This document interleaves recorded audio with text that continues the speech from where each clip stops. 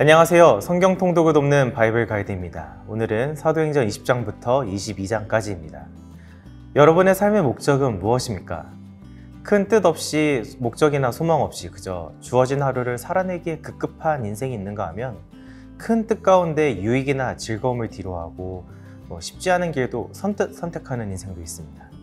이러한 차이는 어디서 나오는 것일까요? 그 인생의 주권을 어디에 혹은 누구에게 두었는가에서 달라집니다. 소중한 사람, 사랑하는 사람과의 이별은 너무나도 슬프고 고통스럽습니다. 그렇지만 더 큰 뜻을 위해서라면 슬픔을 뒤로하고 앞으로 나아가야 합니다. 바울은 세 번째 전도 여행의 끝자락에 마게도니아와 고린도, 빌립보를 거쳐 드로아와 밀레도로 나아갑니다. 밀레도에서 바울은 에베소로 사람을 보내서 에베소 교회 장로들을 부릅니다. 사랑하는 에베소 교회와 작별 인사를 하기 위해서입니다. 너무나도 사랑하지만 다시는 볼 수 없는 이들에게 사도 바울이 마지막으로 전한 것은 증인된 삶입니다.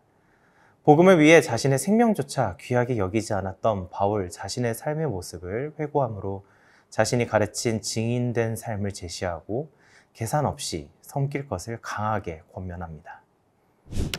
예루살렘으로 가는 것은 결코 면류관이 예비되고 레드카펫이 깔린 영광의 길이 아닙니다. 가시관이 예비된 십자가의 길입니다. 바울은 이 사실을 누구보다 잘 알고 있었습니다. 예루살렘으로 가는 길목에 만났던 많은 사람들이 바울의 발걸음을 만류했습니다. 그리고 실제로 바울은 예루살렘에서 환난과 결박을 당합니다. 하지만 죽음을 각오한 사도 바울을 막을 수 있는 사람은 아무도 없습니다. 바울의 선택은 결코 자신에게 유익한 선택이 아니었습니다. 그러나 바울의 선택은 하나님의 영광을 위한 주님의 뜻에 순종하는 선택이었습니다. 하나님의 영광을 위해 내리는 선택에 실패는 없습니다. 그리고 모든 상황 속에서 협력하셔서 선한 역사를 이루십니다. 하나님은 유대인에게 매맞고 군인에게 붙들려 있는 바울의 상황을 반전시키십니다. 복음을 전할 최고의 기회로 말입니다. 성령님은 하나님의 영광을 나타내시는 길을 만드시고 또 인도하십니다.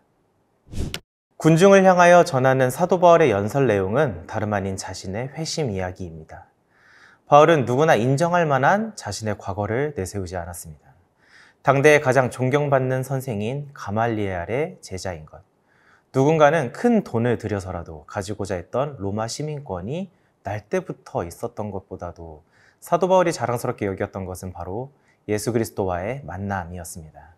그가 보고 들은 것을 말하는 것이 바로 바울의 사명이었습니다. 바울에게 있어서 예수 그리스도와의 만남은 그가 전하는 복음의 토대였고 삶의 원동력이었습니다. 회심하면 사도 바울의 삶이 마치 구약의 모세나 엘리야처럼 특별하게 느껴지십니까?